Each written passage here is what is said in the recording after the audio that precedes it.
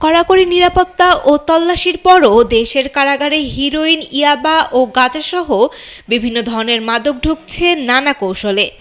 অভিযোগ রয়েছে, কিছু অসাধু কারারক্ষীর সহায়তায় বন্দীদের কাছে চড়া দামে এসব মাদক বিক্রি ও সেবনের সুযোগ তৈরি হচ্ছে। কারা সূত্রে তথ্য অনুযায়ী ২০২৪ সালের ২০ মে থেকে ২০২৬ সালের ২০ মে পর্যন্ত ২ বছরে মাদক সংশ্লিষ্ট অপরাধে সাজা পেয়েছেন ৩,৬১৭ জন। এর মধ্যে ৫৭ জন কারারক্ষী, যাদের ২৮ জনকে চাকরিচ্যুত করা হয়েছে। একই সময়ে উদ্ধার করা হয়েছে ১৩.৯ কেজি গাঁজা, ১১,০৮৬ পিস ইয়াবা ও ৫৫৬ গ্রাম হেরোইন। এদিকে সম্প্রতি কাশিমপুর কারাগারের এক কারারক্ষীর বিরুদ্ধে মাদক সেবন ও বিক্রির অভিযোগে তদন্ত শুরু হয়েছে।